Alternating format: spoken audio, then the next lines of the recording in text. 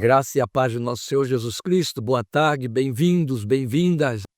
Hoje nós queremos meditar sobre o tema que você já viu anunciado aí, que vai soar ou vai ser passado para você na forma de um conselho espiritual. É uma reflexão, é evidente que é aqui vertida na estrutura de um sermão, de uma mensagem, de uma pregação, mas é uma reflexão que tem um propósito didático.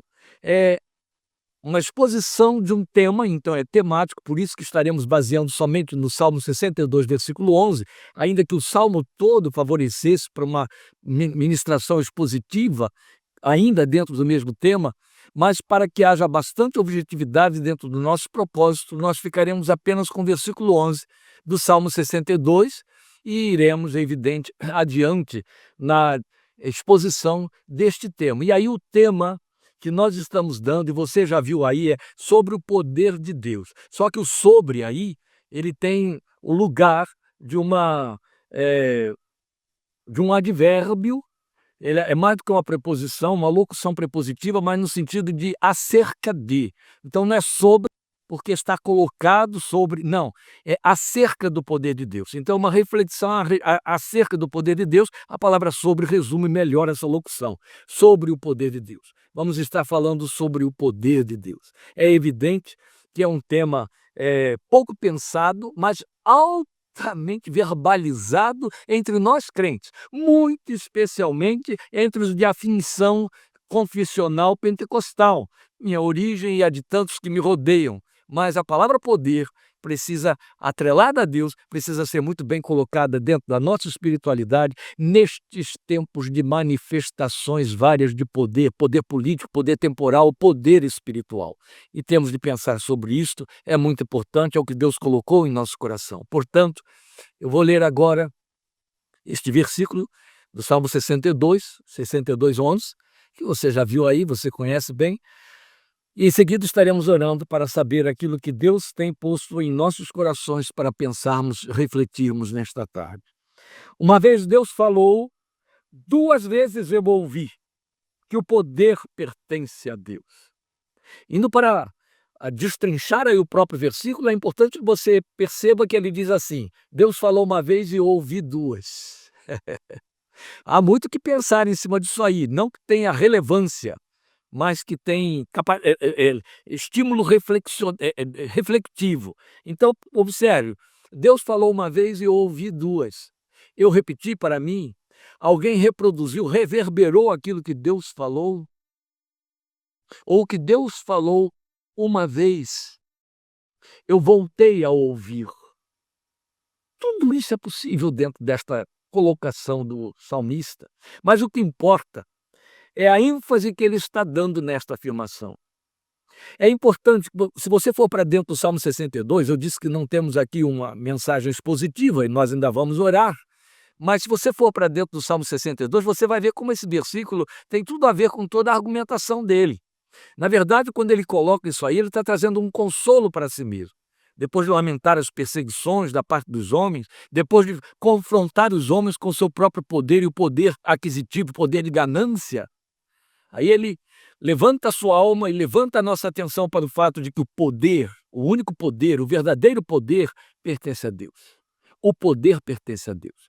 Ainda antes de orarmos e antes de abarcarmos este texto, preste atenção nesse ponto muito importante a dizer. Se a Bíblia declara para mim e para você que o poder pertence a Deus, qualquer outra manifestação que tem que evidenciar esse tipo de energia espiritual não passa de mímica, reles imitação ou força. Poder só Deus tem. Vamos orar. Pai, nós nos debruçamos em nome e por meio de teu santo Filho Jesus sobre a tua palavra esta tarde. E rogamos que o teu Espírito que a inspirou ilumine em nossos corações para que nada percamos da sua comunicação para a edificação da nossa fé. Portanto, fala conosco, faze-nos ouvir e saber o que precisas que conheçamos e que fique tão fixado em nosso coração que, de igual maneira como o salmista, também venhamos a dizer para o nosso coração, para os que estão à nossa volta. Duas vezes eu ouvi isso, que Deus disse uma vez, bastou dizer uma vez, o poder pertence a Deus. Senhor, se for necessário que ouçamos isto 3, 4, 10 vezes, infinitas vezes que ouçamos, que digamos ao nosso coração, o poder pertence a Deus. Até que uma convicção profunda, um ensinamento de base, de fundamento, se arraigue em nossa alma e em nossa confissão, de tal maneira, em nossa estrutura, de tal maneira que nunca mais negociemos esta verdade, que nunca mais desconfiamos desta afirmação, que nunca mais fiquemos pouco esclarecidos, nada esclarecidos ou não esclarecidos a respeito. Queremos ir além de uma informação. Queremos conhecer a essência desta verdade para que ela seja tônico para a nossa vida espiritual e redunde no louvor e glória do nome do Senhor Jesus. E a nossa fé se debruce sobre esta verdade para a glória de Jesus o Senhor, em cujo nome oramos, esperando na tua graça. Amém, amém. Muito bem. Se o texto do Salmo 62, 11 está informando para mim e para você que o poder pertence a Deus e foi Deus quem disse, então, em outras palavras, colocando estas palavras na boca do Deus que disse isso para o salmista, Deus estaria dizendo: o poder me pertence. A mim pertence o poder. É isso. Então é sobre esse poder que pertence a Deus que nós queremos refletir e devemos. Então, meus irmãos, me acompanhem nesta reflexão para que possamos, de fato, nos assenhorear da informação necessária para darmos resposta cabível dentro da nossa fé e da nossa confissão, a resposta devida a esta revelação das Escrituras. No mundo espiritual, nas dimensões espirituais, o sentido de poder não tem correlato algum com o que se entende no mundo físico, mas, lamentavelmente, como o mundo tomou posse da expressão e da sua pretensão, a gente faz uma leitura do poder por essas vias mundanas, mesmo o poder do mundo espiritual, o poder de Deus. É de tal ordem que as pessoas atribuem poder ao diabo. Mas o diabo usa de um investimento, de uma capacidade espiritual, que podemos entender que é uma força, que não pode, medidas as devidas circunstâncias e limites, comparadas com o poder de Deus, se entender como poder, de jeito nenhum. Mas nós sabemos o que significa poder no mundo dos homens. Nós damos vários nomes para isso: poder político, poder financeiro, poder de inteligência, poder científico, poder e poder. O poder da ganância, o poder do mal, o poder do pecado. Tudo isso vai definir poder e posicionamento. Agora, tanto pior é quando nós transferimos a mesma pretensão para o plano divino. O poder de Deus se manifestaria na vida humana e através dos homens, da forma como o pretenso poder dos homens quer acontecer. Porque o que acontece com o poder humano? O poder humano, ele eleva quem o tem, o seu continente, ele eleva aos olhos dos seus pares, que evidentemente passam a se manifestar generalizadamente como o outro que é menor ou que é fraco. Diante de quem tem poder, quem não tem um poder igual ou maior é minimamente fraco ou menor, ou sem nenhum poder, sem nenhuma força. Então, via de regra, o poder humano ele oprime, ele ofusca todos os outros valores, ou ele se faz prevalecer por imposição à custa do sacrifício de suas vítimas. É o poder bélico, por exemplo, mas não é apenas o poder bélico. Nós temos aí o poder político, o poder judiciário, o poder financeiro, as megas corporações que ditam normas até para governantes. O poder econômico, ele esmaga, ele destrói, quando na verdade, por ser poder econômico, ele deveria elevar, e por aí vai. Não é nosso propósito aqui discutir essas coisas. Queremos apenas mostrar que a transferência da ideia de poder para o plano humano é de uma carnalização e de uma satanização do poder que é imperdoável, é incomparável, e não temos a desculpa de então pretendermos que no mundo espiritual qualquer manifestação de poder vai ter esse mesmo tipo de resposta, vai ter esse mesmo tipo de resultado elevando, projetando quem o detém, como o poder humano carnal faz. Mas, infelizmente, essa tem sido a vasta experiência, tão aclamada, inclusive, pelas mídias, pelo jornalismo, pela a mídia oral, a mídia escrita, para todos os lados. Quem evidencia poder recebe aplauso, é temido. E se chama esse temor de respeito, porque o poder manifesto impõe respeito. Estou falando de homem. Mas no mundo espiritual, para o poder ter essa mesma conotação impiedosa, indevida e maligna, se ele for vivido de conformidade com o caráter do poder humano, ele perde a sua fonte. Ele sai da sua fonte. Ele muda o foco e ele sai da fonte. Porque o poder de Deus não tem essas características e nem produz tais coisas. Mas o poder espiritual, uma vez nivelado ao poder humano, uma vez coreografado da forma como o poder humano se manifesta, ele impressiona e oprime. Ele evidencia e põe em realce o seu elemento, o seu continente, o seu veículo, projetando-o como ícone. E aí vem toda essa gama de necessidade psíquica do ser humano de projetar suas ambições, seus sonhos, transformando aquilo que na psicanálise chamamos de ideal do ego no outro, aquele que se projeta. Então ele reflete o que eu sempre desejei, ambicionei. Aí sim, eu não tenho uma patologia bem acentuada que me leva a invejá-lo, eu vou aplaudi-lo, porque no fundo eu quero refletir nele meu grande sonho e minha grande ambição. É assim que acontece, lamentavelmente. Aí nós transformamos esse elemento que se projeta em ícone, em ideal. Mães dão a eles, aos seus filhos, os nomes deles. Projetam nesses filhos esses sonhos. É uma homenagem. Não, é um desejo bem descarado de que o filho venha seguir pelas mesmas vias, ou a filha, daquele ícone que foi projetado, que foi adorado lá dentro do coração de quem ficou impressionado com aquela gama de poder e de reações que aquele elemento evidenciou. Mas como não há paridade entre o poder espiritual e o poder humano, quando o poder espiritual assume essas características, então, volto a dizer, fica evidente que ele foi arrancado de sua fonte e origem, que é Deus. O poder espiritual no ser humano, se projetar esse ser humano, se torná-lo ícone, ele já deixou de ser poder de Deus, talvez até mesmo antes de acontecer. E a pergunta que fica é: nós somos todos pressionados e até induzidos, com boa intenção, a nível de experiência evangélica, a buscar poder de Deus.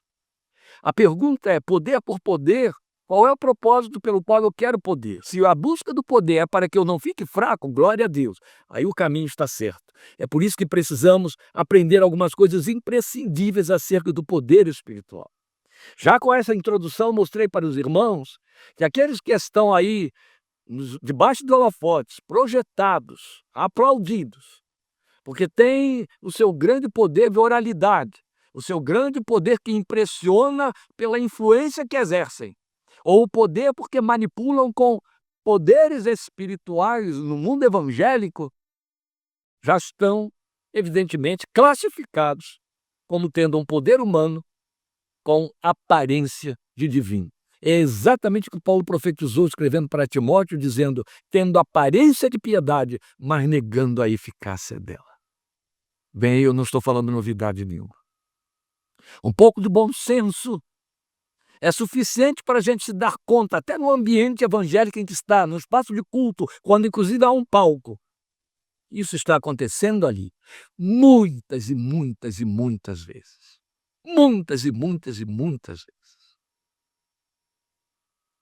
Mas a primeira coisa que nós precisamos considerar, já que eu disse que é uma reflexão sobre o poder de Deus, e eu estou dizendo aqui que precisamos aprender algumas coisas imprescindíveis a respeito do poder espiritual, é que o poder espiritual tem de ser unicamente divino. O poder espiritual só pode ser divino. O poder divino, o poder de Deus nos dá autoridade. É bom lembrar disso. Esta é a razão porque recebemos do Senhor Jesus toda a autoridade sobre os espíritos malignos, decaídos, sobre o mundo tenebroso. Toda a autoridade, Jesus disse, Ele nos deu a sua autoridade sobre o mundo espiritual, o que prova que o mundo espiritual tem força, mas não tem poder. Mas temos de pensar como esta equação pela qual Deus trabalha e confere, transfere, transmite o seu poder a vasos humanos. Então, como estamos afirmando, à luz do Salmo 62:11, o poder é divino e tem de ser divino. Deus é a fonte de poder espiritual. Meus irmãos, eu poderia e deveria deixar você deglutir isso aí por 30 segundos. Deus é a fonte do poder espiritual. Abrimos esta palestra aqui exatamente com esse texto que afirma categoricamente isso. Uma coisa Deus disse, e eu ouvi 2 vezes, que o poder pertence a Deus. Prerrogativa dele. Nenhum outro. E tem tudo a ver com a sua glória também. Não que poder seja igual à glória, mas o fato de que há um investimento da glória de Deus no poder, de tal maneira que se cumpre a palavra que diz, a minha glória não darei a outrem. E é fato. O poder pertence a Deus. Poder espiritual é e tem de ser divino, somente. Não pode ser humano, não pode ter nuances, características, não pode ter estereótipo do poder humano, não pode se comparar com o poder humano. Aquilo que o poder humano faz, o poder espiritual não age pelas mesmas vias. Não traz as mesmas características. Então isso vai além, o fato de saber que o poder pertence a Deus, vai além do nosso consenso quanto ao Deus eterno ser todo-poderoso. Porque fala de origem e posse, entende? Deus como fonte e Deus como o administrador, o gerenciador do poder do qual ele é fonte. O poder pertence a Deus. Há uma carga de peso de significado no verbo pertencer, de que fez uso o salmista quando nos comunicou esta verdade. O poder pertence a Deus. E nós precisamos dar lugar no nosso entendimento, em nosso coração, a esta carga de significado do pertencimento do poder. Deus tem o controle do poder. Ora, eu e você, por isso somos crentes, não temos dificuldade alguma de crer no poder de Deus e de ver evidenciado o poder de Deus na nossa vida, na criação da natureza. Se nós não pudéssemos crer no poder de Deus, não seríamos criacionistas. Aqueles que não são criacionistas o são, ou seja, não são criacionistas e são o que são, porque não creem no poder de Deus. É evidente que se não são criacionistas, nem em Deus creem. Não há como você conciliar o não criacionismo com o Deus eterno, que a Bíblia proclama e defende da primeira página, primeira palavra de Gênesis até a última em Apocalipse, que Deus é criador. Ora, isso fica muito facilmente agasalhado no coração do cristão, do crente em Jesus. Eu não tenho dificuldade alguma em adorá-lo pelas águas que correm no riacho, pelas folhas e as plantas e as cores das flores do nosso quintal. Eu não tenho dificuldade alguma de me admirar e adorá-lo pelos matizes diferenciados das cores dos pássaros, dos seus cantos diferenciados também, dos desenhos das asas de uma borboleta, essas filigranas de glória e de beleza que nos admira, porque estamos falando de coisas impossíveis ao ser humano para criar. Nós não temos dificuldade alguma de nos surpreendermos com o poder de Deus que se manifesta no nascimento de qualquer ser, especialmente o ser humano. Nós não temos dificuldade alguma de reconhecê-lo no ribombar dos trovões, no abalo sísmico que racha a terra, no afluir das águas que rompem das rochas e vão correndo e vão regar, nas torrentes que vêm e regam a terra, até no fato de que ele tem o controle sobre todas estas coisas de tal maneira que não temos constrangimento de orar e dizer, ó, faz chover, Senhor. Ó, Deus envia sol, Senhor, alivia essa nevasca. Nós sabemos que ele tem o controle sobre as coisas criadas. Fomos informados a respeito disso em Hebreus 1:3. Cremos nessa informação, isso fala de poder. E não só, o texto de Hebreus 1:3 afirma que ele está sustentando todas as ordens de coisas criadas pela palavra do seu poder. Esse poder de Deus tem uma palavra, ela se chama Jesus. Aleluia! Ela se chama Amém, glória a Deus. Aleluia! O nome do poder de Deus é Jesus Cristo, Senhor. Aleluia, aleluia, aleluia. Então vai além de sabermos que Deus é o Todo-Poderoso. Vai nos dizer que Ele é a fonte liberadora, criadora e mantenedora do seu poder. Por essa razão, o poder de Deus só pode ser transmitido aos seres humanos quando regido, operado e regido pelo Espírito Santo de Deus. E aí eu preciso lembrar a vocês, Atos 1:8, não, mas vamos lá. Vocês receberão poder ao descer sobre vocês o Espírito Santo e me serão testemunhas, tanto em Jerusalém quanto Judéia, Samaria e até os confins da terra. Quem não conhece esse texto e não o ama? Vocês receberão poder ao descer sobre vocês o Espírito Santo. Jesus deixou muito claro que a função primária do Espírito Santo ao descer sobre o crente era liberar poder. Nós vamos confirmar isso ainda com outros textos depois, mas eu quero ler para você mais uma confirmação disso no momento que precede em muito, precede quase 33, mais de 33 anos ao texto de Atos 1:8. O momento da anunciação do nascimento do Filho de Deus a Maria. Lucas 1:35 ele coloca dessa maneira: o anjo respondeu. Por quê? Maria fez uma pergunta ao anjo: como acontecerá isso se sou virgem? Olha o que o anjo tinha dito para ela: não tenha medo, Maria, você foi agraciada por Deus. Você ficará grávida e dará à luz um filho e lhe porá o nome de Jesus. Ele será grande, será chamado Filho do Altíssimo. O Senhor Deus lhe dará o trono de seu pai Davi e ele reinará para sempre sobre o povo de Jacó. Seu reino jamais terá fim. E anunciação. Aí Maria, evidente, impactada primeiro com essa manifestação angélica e depois com a revelação que ela traz, pergunta atônita: como acontecerá isso se sou virgem? O anjo respondeu: o Espírito Santo virá sobre você e o poder do Altíssimo a cobrirá com a sua sombra. Como é que eu vou poder receber isso aí? O poder do Altíssimo virá sobre você, o Espírito Santo a cobrirá com a sua sombra. Ficou claro? O Espírito Santo vai injetar esse poder em você. O Espírito Santo vai te dar esse poder. É Ele quem gera esse poder. É Ele quem transfere a vasos humanos o poder de Deus. Esta é a razão, meus amados, porque naquela magnífica carta aos Efésios, Paulo, no final dela, exorta a igreja. Aqui ele está ensinando as coisas mais maravilhosas que a gente pode ouvir a respeito da graça salvadora. Ele pega e diz: deixem-se encher pelo Espírito Santo. Não se embriaguem com vinho no qual há contenda, mas deixem-se encher pelo Espírito Santo. Aí é evidente. Seu Espírito traduz o poder de Deus e Jesus declarou: ao descer sobre vocês o Espírito Santo, vocês vão receber o poder. Quem se enche do Espírito Santo se enche do poder de Deus. Mas ouça isso. Vou colocar isso aqui com toda a ênfase possível e em nome de Jesus que se grave como o dedo de Deus escrevendo nas pedras das tábuas da lei no Monte Sinai. Quem estiver cheio do poder de Deus, quem fica cheio do poder de Deus, quem está cheio do Espírito Santo de Deus, que o torna cheio do poder de Deus, não se torna poderoso.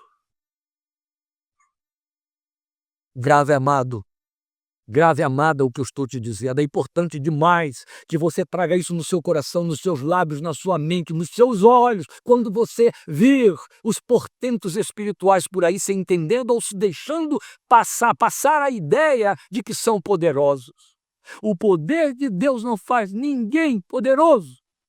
O poder de Deus não torna ninguém poderoso. O mais piedoso homem, no poder de Deus, não vai se tornar um piedoso poderoso. A mais poderosa mulher, no poder de Deus, não vai se tornar uma mulher poderosa.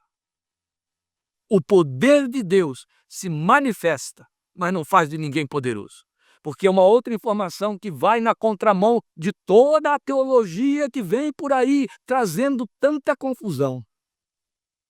É que o poder de Deus manifestado pelo Espírito de Deus, ele vai ocorrer dentro dos padrões do que Paulo procurou escrever à igreja de Corinto para esclarecer e não deixá-la confusa. Se o propósito era esclarecer quanto a estas coisas, irmãos, ele diz em 1 Coríntios 12:1, não quero que vocês sejam ignorantes. Então o compromisso dele era tirar toda a ignorância, esclarecer, e o que ele diz ali é, depois dele relacionar os poderes fenomenais, entre os quais constam profecia, operação de milagres, línguas, interpretação de línguas,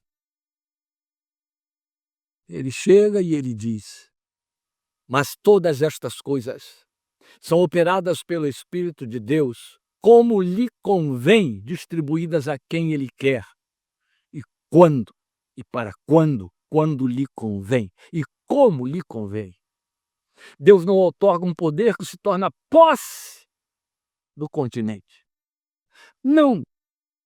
Senão ele seria poderoso. É o que as igrejas inventaram, é o que as pessoas, volto a dizer, criando ícones, alimentam. Mas isso está totalmente errado na contramão de toda a revelação da palavra de Deus. Por isso é uma reflexão em cima de Salmo 62:11, para acordarmos. Leve esse discernimento para onde você for. Cuidado, você que sai correndo atrás de portentos espirituais para receber uma bênção através dele, porque ele tem tal e tal dom, porque ele realiza tal e tal coisa. Você está assumindo e declarando que ele é poderoso. Ele não é. Ele é um veículo que pode ser usado e pode não ser usado. Entende agora porque muitas vezes você que ouviu a Bíblia dizer que existem dons de cura, vai em busca dessa cura, acredita que tem alguém por ali que ora e cura, e de fato ora e cura, mas quando você vai buscar a cura, ela não vem, e esse coitado que pensa que é poderoso, ele diz, faltou fé e transforma você num coitado, numa coitada também, que sai dali acreditando, eu não fui curado porque me faltou fé. Eu vou continuar sempre perguntando, e aquelas circunstâncias todas em que Jesus curou aqueles que estavam declaradamente sem fé. Ele próprio disse que faltava fé àquela gente. Isso não o impediu de curar, de realizar milagres aos seus olhos. Então, meus amados, precisamos ter muito cuidado com essas coisas. Cuidado quando você correr atrás do irmão fulano, da irmã Beltrana, porque sabe que é um portento, porque você está dizendo que ele ou ela é poderoso, é poderosa. Você está insultando a verdade de Deus e a honra do Deus que não dá o seu poder a outro. Ele faz veicular. Esta é a razão porque pode se manifestar a realização de um dom espiritual e daqui a pouco não se manifestar mais. Isso não tem a ver com a espiritualidade do veículo nem do receptor. Tem a ver com o controle de Deus, a administração de Deus, a economia de Deus, para evitar ilusões e também porque há todo um processo de disciplina, de crescimento, de dizer não, porque Ele é o Pai perfeito, para nos disciplinar e fazer crescer e ensinar. Mas em que circunstâncias? O poder ocorre quando outorgado aos homens, quando então passando por dentro de vasos humanos. Em que circunstâncias ocorre o poder permanecendo como inerentemente divino? Quando em vasos humanos, como é que o poder pode se manifestar em homens e mulheres e continuar sendo divino? Não por conta da sua performance. É evidente que se impomos a mão sobre o enfermo e ele fica curado, aí está uma performance. Mas essa performance não significa que aquele instrumento que foi usado pelo Espírito para curar aquela enfermidade se tornou poderoso, detentor daquele poder. Não, nunca, em nenhum momento. Em nenhum momento. Não esqueçamos isso. Você abre uma Bíblia que te diz que Paulo, não sou eu não, meus irmãos, não é o pastor que está ali na outra esquina. Não, Paulo o apóstolo, Paulo aquele a quem Jesus se revelou 14 anos, ali, cara a cara. Paulo foi usado para curar enfermos da forma mais extraordinária possível. Atos registra para nós. Até lenços que eram levados do seu corpo curavam enfermos que estavam à distância, e o que faz com que muita gente crie uma doutrina e até a igreja em cima disso aí. E vira aberração. No entanto, deixou Trófimo doente em Mileto. Por que não o curou? Fala para o seu dileto, seu discípulo direto, a quem chamava de filho, Timóteo. O amor de Paulo por Timóteo, por seu filho Timóteo, salta aos vossos olhos nas páginas das Escrituras. E ele chega para Timóteo e diz assim: beba um pouco de vinho, não água só, por causa das tuas frequentes enfermidades. Como que o homem que Deus usava para curar enfermos, até com lenços que saíam do seu corpo, deixa Trófimo doente em Mileto? Encontra Epafrodito numa situação de sofrimento, de padecimento, de princípio de morte, de chegar à beira da morte a ponto de desesperar. Ele não curou. Aqui temos resposta. Então eu volto à questão, porque é muito importante. O poder é divino, mas se manifesta muitas vezes em formas humanas ou em vasos humanos. Então, em que circunstâncias esse poder ocorre? Permanecendo como inerentemente divino, quando em vasos humanos. É quando ele se manifesta na fraqueza desses vasos. E aí, eu tenho que pedir a você para caminhar na Bíblia comigo agora, neste momento. 2 Coríntios, quem não conhece? Capítulo 12, respeite quem não conheça. 2 Coríntios, capítulo 12. Eu me desejaria apenas me deter lendo os versículos 9 e 10, mas impôs-se sobre mim, por uma questão de esclarecimento, começar no primeiro versículo. 2 Coríntios 12. É necessário que eu continue a gloriar-me com isso, ele diz. Ainda que eu não ganhe nada com isso, passarei as visões e revelações do Senhor. Eu vou saltar a descrição das visões e revelações, porque vai exigir alguma explicação aí que não temos esse tempo, não é o propósito. Vamos otimizar. Ele vai dizer no versículo 6, mesmo que eu preferisse gloriar-me, não seria insensato, porque estaria falando a verdade. Ou seja, ao descrever a manifestação do poder de Deus na minha vida, me arrebatando até o terceiro céu, me fazendo ouvir lá no terceiro céu coisas inefáveis que ao homem não é lícito dizer. É isso que está aqui no texto que eu não li. Ele vai dizer, mesmo que eu preferisse gloriar-me, não seria insensato se eu fizesse isso. Se eu me gloriasse, eu não seria insensato, porque estaria falando a verdade. Essas coisas aconteceram comigo. Deus me trouxe essa experiência impactante e extraordinária.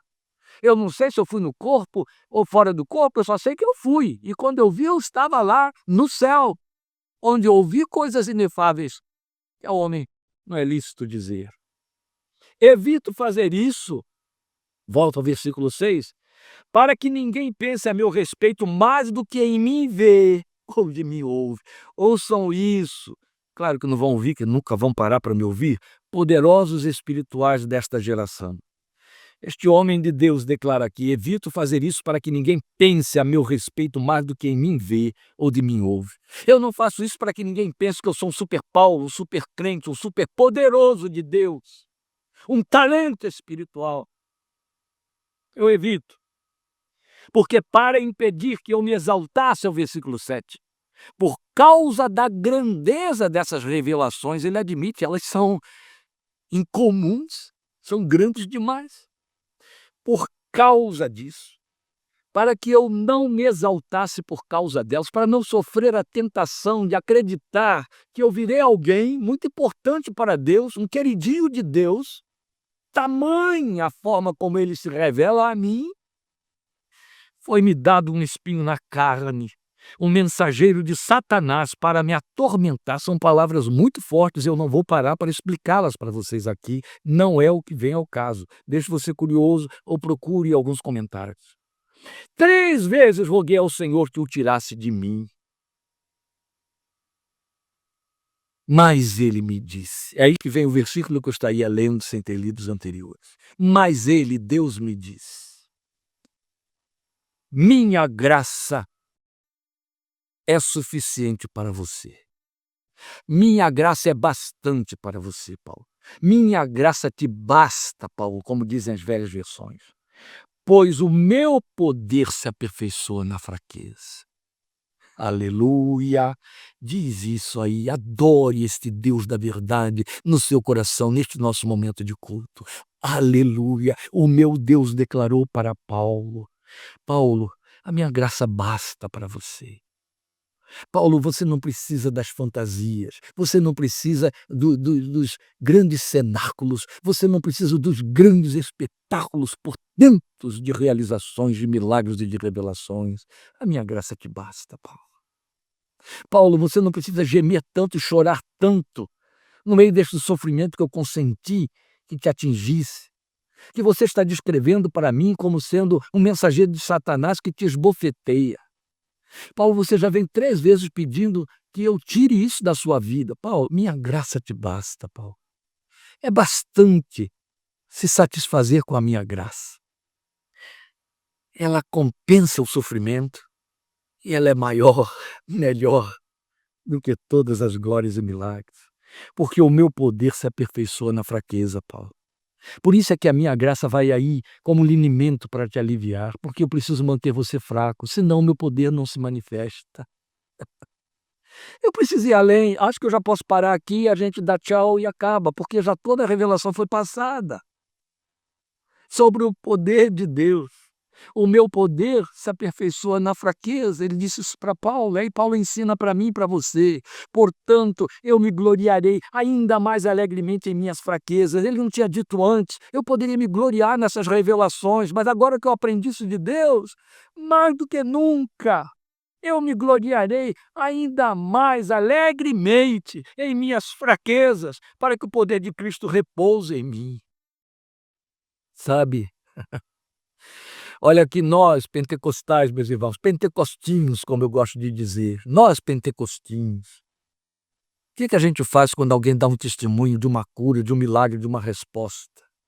O que a gente faz quando alguém diz, e aí meu carro derrapou e foi para o outro lado, passou entre as árvores e saiu incólume do outro lado? Quando você ouve isso, o que a gente faz quando alguém chega e diz, então ardia de febre a minha criança, e o médico já disse, se essa febre não descer, eu não posso responder pela vida dessa criança, impus a mão, orei, clamei, a febre foi embora, de manhã meu filho estava em pé, pulando, brincando de novo. Quando você ouve estas coisas, você se alegra, você levanta as mãos, você grita, glória a Deus, aleluia, alguns sarapateiam, não é verdade? É disso que Paulo está falando. Paulo está dizendo, olha, quando alguém me conta, eu fui até o céu, fui arrebatado, eu ouvi coisas inefáveis. Quando eu ouvia estas coisas, meus irmãos, eu estou aqui fazendo uma paráfrase do que Paulo está expondo para nós. Quando eu ouvia estas coisas, eu exultava, eu gritava aleluia, eu chorava, eu levantava a mão, festa, festa no meu coração. Mas quando eu ouvi meu Deus me dizer, Paulo, a minha graça te basta porque o meu poder se aperfeiçoa na fraqueza, Paulo. É na fraqueza, nesse espinho que está na sua carne que te deixa fraco, essa fraqueza que o espinho causou, é nela que o meu poder se aperfeiçoa. Aí Paulo diz assim, agora é que eu vou gritar aleluia, glória a Deus e vou saltar, vou me alegrar mais, muito mais da minha fraqueza, do que nessas coisas de que eu me gloriava, ou poderia me gloriar, para que o poder de Cristo repouse em mim. Linda a linguagem criada pelo apóstolo, para que o poder de Cristo repouse em mim. Pedro, não Paulo, Pedro, escreve para nós e diz assim, sobre vós repousa o Espírito da glória de Deus. Onde é que eu tenho eco desta colocação de Paulo e de Pedro na Bíblia? Bem lá em Gênesis 1, 1 e 2. Bem lá.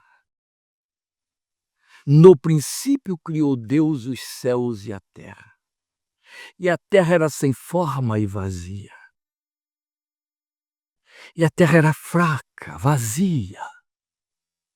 E o Espírito de Deus repousava sobre a terra.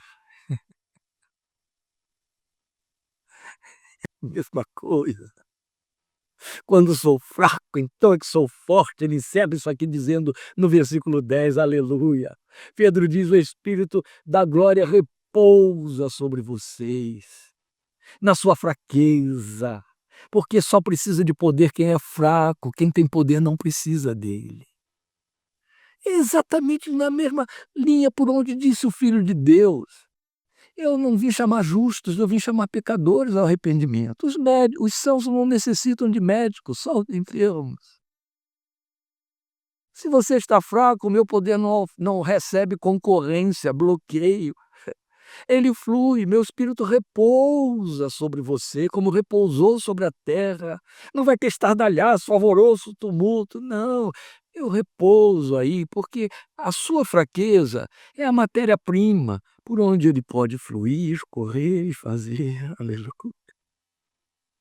Com isso, lança-se por terra a arrogância dos que pretendem aplausos como veículos da manifestação do poder de Deus. Por conta desse entendimento é que ouvimos esse servo de Deus que tinha entendido estas coisas dizer o que disse para nós lindamente em 2 Coríntios 4, 6 e 7. Em 2 Coríntios 4, 6 e 7, Paulo diz que a glória de Deus se manifesta na face de Cristo. Aí ele diz assim: pois Deus que disse das trevas resplandeça a luz, faça-se luz, fiat luz. Esse mesmo Deus que disse das trevas resplandeça a luz, Ele mesmo brilhou em nossos corações para a iluminação do conhecimento da glória de Deus na face de Cristo. Agora ouça isso. Mas temos esse tesouro, é poder de Deus. Temos esse tesouro em vasos de barro, para mostrar que este poder que a tudo excede provém de Deus e não de nós. O veículo é vaso de barro, e vaso de barro não é mera figura de linguagem, não é retórica. Se não entramos por dentro do terreno da teoria da piedade, eu sei que eu sou um vaso de barro, sabe? Ou sinto que sou um vaso de barro. Vejo que sou um vaso de barro, quebro à toa, quebro fácil, sou frágil, não tenho glória inerente, vaso de barro não tem glória. Para ter alguma coisa, que importante é o que se põe dentro dele ou as pinturas que se faz pelo lado de fora. Ele é feito da matéria mais pobre de que se pode fazer, é exatamente aquela da qual fomos feitos do pó da terra. Vasos de barro, Paulo diz, seres humanos, feitos do pó da terra, é aí que nós temos esse tesouro. Deus nos deu, confiou esse tesouro a vasos de barro porque são de barro. Só por isso. O poder se manifesta na fraqueza, é através de vasos de barro, e porque a fraqueza é no crente a matéria-prima do poder de Deus. Grave isto no seu coração. Da mesma maneira que eu vou pedir que você gravasse a declaração do salmista: o poder pertence a Deus.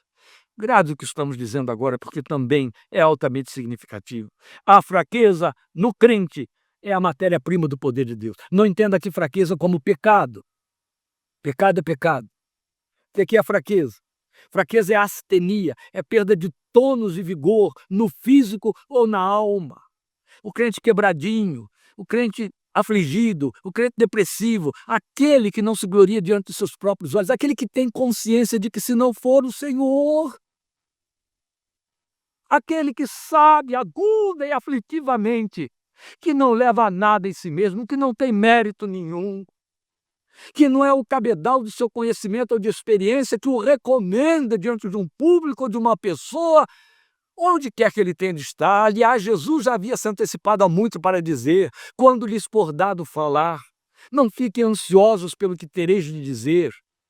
terão de dizer, mas aquilo que lhes for dado falar, falem, porque não serão vocês os que estarão falando, mas o Espírito do Pai falará por meio de vocês. É o Espírito que vai fazer de você um veículo desse poder, e o poder vai cumprir a sua missão, porque está livre para fluir no seu vaso de barro, na sua fraqueza, que não oferece resistência alguma a ele, não tem poder inerente, não tem capacidade própria, não confia no seu próprio braço, nem no apoio que tem de um grupo denominacional, de patrocinadores, de sistema financeiro, de sistema de divulgação, de mídia, do que for. É fácil adquirir poder e talento e expressividade quando há toda uma plataforma humana preparada por detrás, que põe em evidência, que põe em destaque, que faz brilhar sob luzes de neon. Se querem evidência? Não, fraqueza é astenia, fraqueza é perda de tônus, fraqueza é perda de vigor, seja no físico ou seja na alma. É não ter. Não ter. Então, em último lugar, eu quero lhe dizer que o poder de Deus tonifica o fraco. Tonifica não no sentido de que então o torna um portento, mas tonifica no fato de que, ao usá-lo, tira desse estado de astenia, desse estado de fraqueza. Como é que ele faz? Aí levo você para os últimos textos que nós vamos considerar e com que estarei encerrando a nossa meditação desta tarde, gravando isso aí em nome de Jesus na sua mente e no seu coração. Isaías, capítulo 40. Isaías diz para nós nos versículos 29 e 30, são dois textos muito cobiçados pelos que confessam a fé em Cristo Jesus. Ele fortalece o cansado e dá grande vigor ao que está sem forças. Até os jovens se cansam e ficam exaustos, e os moços tropeçam e caem. Agora veja o versículo 31. Mas aqueles que esperam no Senhor renovam as suas forças. Qual é o linimento, qual é o recurso, qual é o remédio que Deus usa para pegar esses que cansam e ficam exaustos, tropeçam e caem? Como é que Deus fortalece o cansado e dá grande vigor ao que está sem forças? Como diz o versículo 29, o 31 responde: esperança. Aqueles que creem nas promessas, que depositam a sua confiança na promessa, o que falou o Senhor cumprirá. Aqueles que esperam no Senhor renovam as suas forças, voam alto como águias, correm e não ficam exaustos, andam e não se cansam. Foi do esteio das suas mais intensas e assustadoras fraquezas que Abacuque diz: o meu Deus me faz andar sobre as minhas fortalezas. Por que ele disse isso? Porque ele estava num contexto de baixios. Ele sabia que tudo estava fracassando e falhando à sua volta. O produto da oliveira estava mentindo. As ovelhas no curral não tinham pasto e não davam mais cria. A figueira não produzia fruto. E aí esse homem diz: promessa de fome, de miséria, de tragédia, a perda da economia nacional. E eu estou nesse contexto, ele estava dizendo. Mas eu me alegrarei no Deus da minha salvação. O Senhor é que é a minha fortaleza e Ele me fará andar sobre as minhas alturas. É a partir das fraquezas. Quem é forte não precisa de poder nem força. Deus não usa os fortes. Paulo já tinha dito isso para mim e para você, e aqui está a gênesis do nosso chamado, meus queridos. É com que eu encerro. 1 Coríntios, capítulo 1, a partir do versículo 27. Mas Deus escolheu o que para o mundo é loucura para envergonhar os sábios, e escolheu o que para o mundo é fraqueza para envergonhar o que é forte. Escolheu o que é fraqueza. Ele escolheu o que para o mundo é insignificante, desprezado, e o que nada é, para reduzir a nada o que é, a fim de que ninguém se vanglorie diante dele. Ele não escolheu aqueles que o mundo já aplaude, os prêmios Nobel das nossas gerações. Não! A sua igreja é feita de um povo fraco, de vidas que se sabem vasos de barro, sem nenhum poder inerente. Mas veja, quando ele declarou para Paulo, Paulo diz para nós: por conta da excelência das revelações me foi dado um espinho na carne para que eu não me ensoberbecesse. Ele nos ensina uma grande lição, porque isso não aconteceu com Paulo exclusivamente, morreu lá. Não. O que ele está dizendo é que Deus enfraquece para poder manifestar o seu poder. Ele tira o homem da sua força, ele o põe no chão e diz: volta, filho do homem, e enche do seu poder.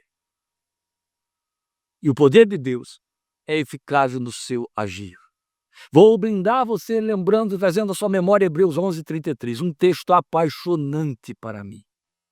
Da fraqueza tiraram forças. É lindo demais. Meu Deus, quando nós estudamos Hebreus 11, eu tenho que voltar lá naquele estudo para ver se eu me detive o tempo que uma informação desta categoria requer e exige de nós. Na verdade é o 34, Hebreus 11:34. Da fraqueza tiraram força e então tornaram-se poderosos na batalha. Da fraqueza tiraram força. Não tiraram força do seu próprio poder. Não eram antes. Da fraqueza tiraram força. Isso tem a ver comigo, isso tem a ver com você. Quando alguém pretende ser um portento espiritual por meio de recursos, do que alega ser poder de Deus, e faz com que os outros se sintam pequenininhos. Oh, meu Deus, eu tinha que pagar o preço que aquele irmão pagou para poder estar no nível em que ele se encontra. Que ilusão, que tolice, é o diabo falando aí, ó, atrapalhando a sua oração.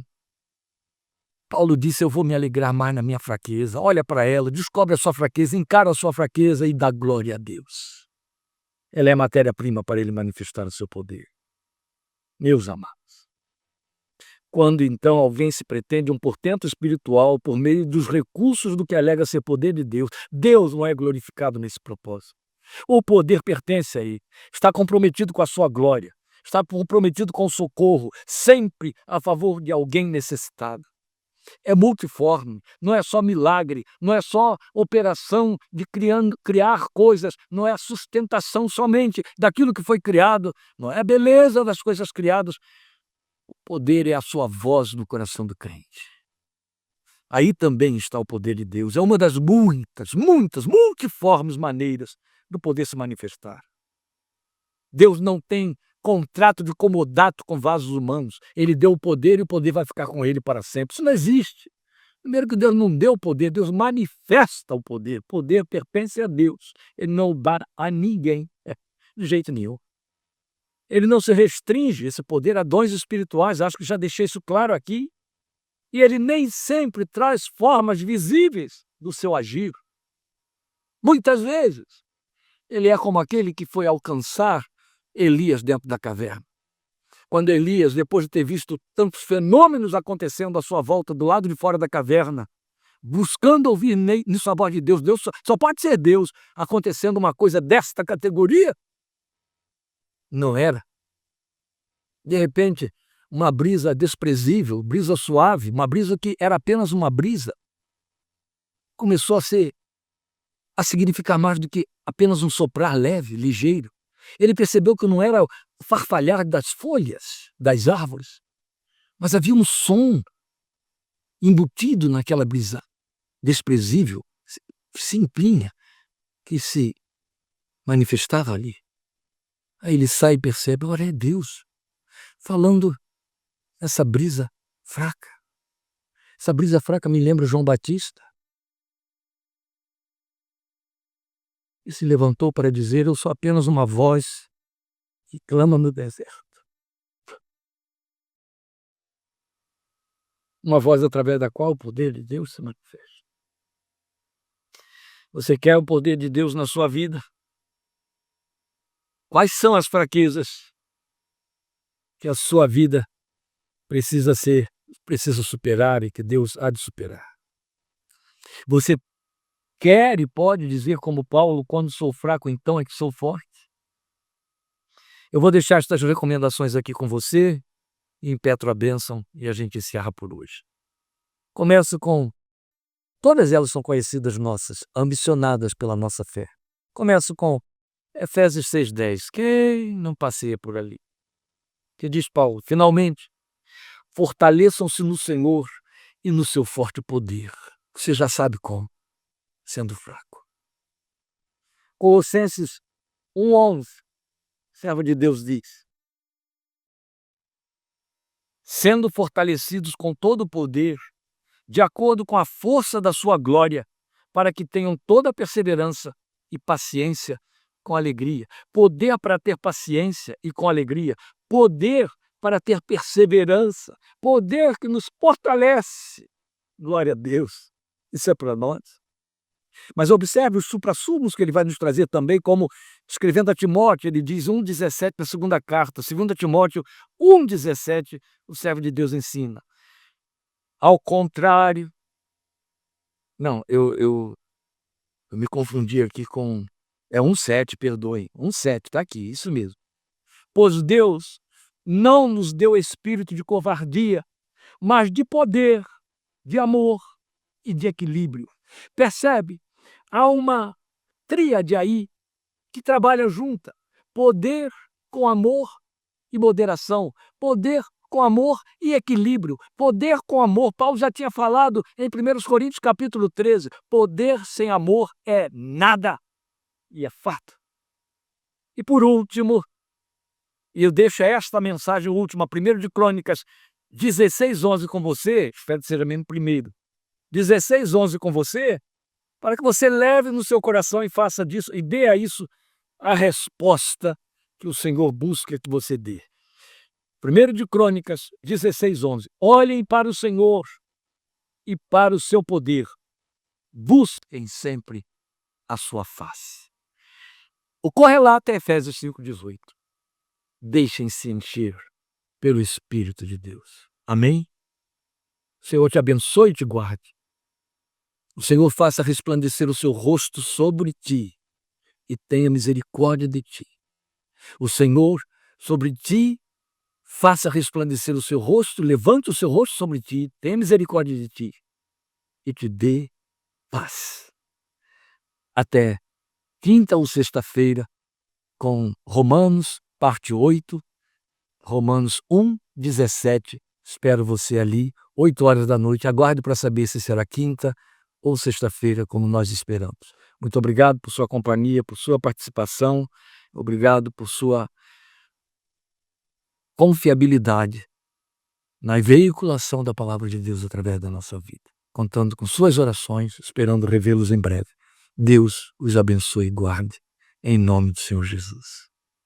Amém.